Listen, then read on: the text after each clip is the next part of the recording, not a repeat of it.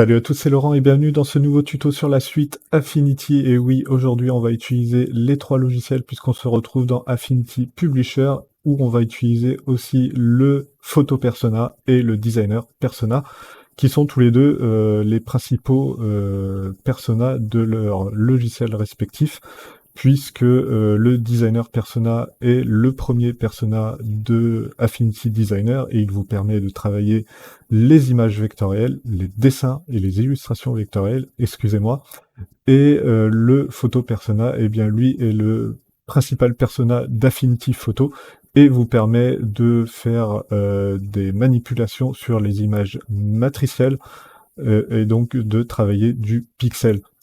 Et eh bien, dans Affinity Publisher, il se trouve que je suis tombé sur une fonction un peu particulière et vraiment inattendue, et je vais vous l'expliquer maintenant, donc restez bien à l'écoute.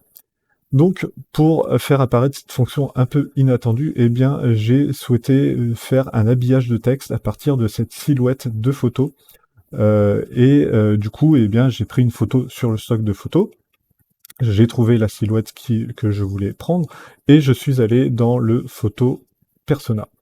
Dans le photo persona, je viens détourer ma silhouette, donc je viens prendre l'outil pinceau de sélection.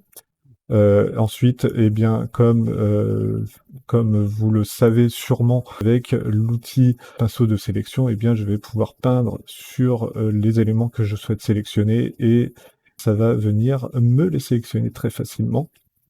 Donc voilà, ici on vient sélectionner nos silhouettes. Donc là on va le faire assez proprement, on va essayer du moins, hein. Voilà, donc quand je maintiens Alt, je peux enlever de la sélection, comme ceci. Voilà, on fait les choses propres quand même, à peu près comme on peut, hein. Voilà, voilà. Et donc là, on a nos silhouettes qui sont sélectionnées. Pour être sûr de ne pas perdre cette sélection-là, je vais venir cliquer sur sélectionner. Et ensuite, je vais enregistrer la sélection comme canal de réserve. Et cette sélection-là, vous allez la retrouver dans le panneau canaux, qui se situe normalement juste à côté des calques par défaut. Et votre canal de réserve est tout en bas. Et vous pouvez renommer ce canal de réserve. Donc vous faites un clic droit dessus, vous faites renommer. Et vous venez le renommer silhouette, silhouette couple. Voilà, par exemple. Vous faites entrée. Et puis ensuite, vous retournez sur les calques. Et ici, vous allez créer un nouveau calque pixelisé. Donc, vous venez cliquer dans le bas de votre panneau calque sur la petite icône avec un cadre et des damiers à l'intérieur. Et vous faites ajouter un calque pixelisé. Et ce calque pixelisé-là, eh bien, vous allez le remplir avec l'outil pot de peinture. Donc là, vous lui mettez une couleur qui se différencie bien de l'ombre. Si vous souhaitez le faire en noir, vous pouvez le faire en noir, pas de problème. Mais là, pour l'exemple, moi, je vais mettre une couleur un petit peu plus punchy, histoire qu'on voit bien la silhouette. Et là, vous voyez qu'on a une silhouette plutôt sympa qui a été faite, hein. Bon, bien sûr, on pourrait aller dans le détail et enlever certaines choses, mais là n'est pas le sujet. Donc, on a notre silhouette, on a un nouveau calque de pixels, on va pouvoir masquer notre photo, et on va pouvoir rester travailler sur le calque de pixels que nous venons de créer, qu'on va renommer silhouette. Ok, maintenant on va passer dans le Publisher Persona. Dans le Publisher Persona, eh bien, quand j'ai gardé ma sélection, je peux venir faire un habillage de texte à partir de cette sélection. Donc je viens cliquer directement sur modifier le contour d'habillage.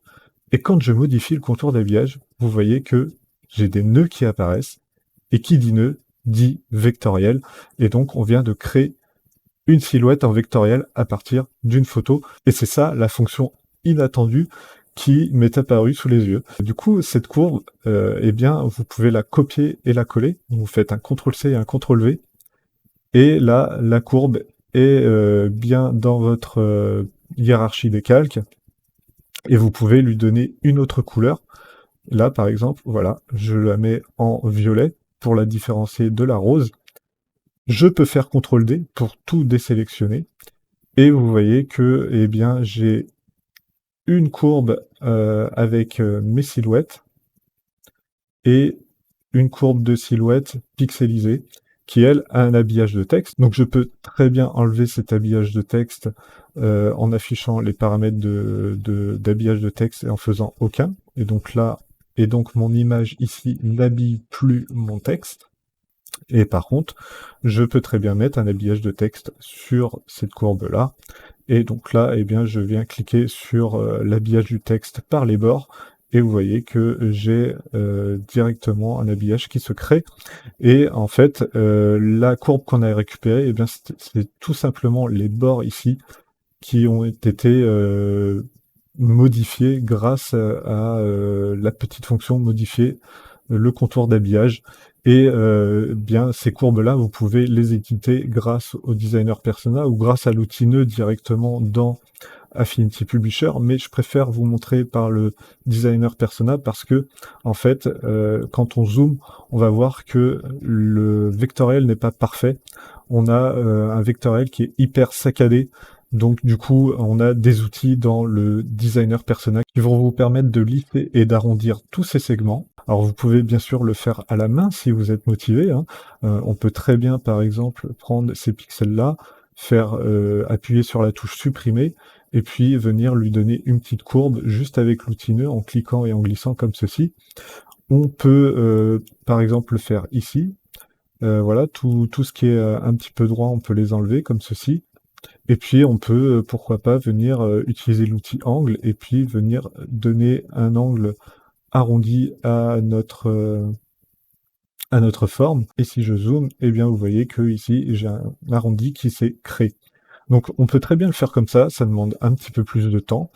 Sinon, on peut aussi le faire de la manière suivante, c'est on peut prendre tous nos points, et puis on peut venir non seulement ajouter un angle comme ceci, et là on vient mettre 2 mm par exemple, et donc là ça va venir arrondir tous les bords comme ceci.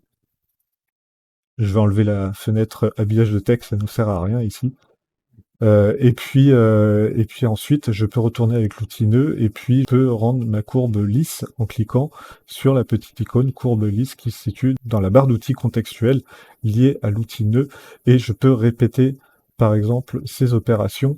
Donc là, je fais CTRL A pour sélectionner l'entièreté de ma courbe vectorielle. Et ensuite, eh bien, je viens lisser la courbe au fur et à mesure comme ceci. Je viens remettre de l'angle. Donc je refais CTRL A, je vais remettre des angles en mettant 2, et ensuite, hop, je resélectionne encore une fois, et je retourne dans les nœuds, faire courbe lisse. Donc là, je pense que vous avez compris le principe.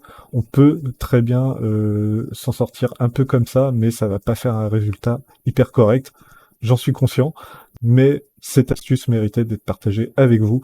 Et on arrive donc à la fin de ce tuto. J'espère que celui-ci vous aura été utile et qu'il vous aura plu. Si vous arrivez à exploiter cette fonctionnalité mieux que moi, eh bien, allez-y, laissez-moi un commentaire et je me ferai un plaisir d'y répondre. Et puis de débattre avec vous sur l'utilité ou non de cette fonction au final. Est-ce qu'elle est vraiment utile ou pas? Eh bien, dites-le moi en commentaire. Et en attendant, eh bien, je vous souhaite un très bon apprentissage sur la suite Affinity. Je vous dis à plus. Ciao!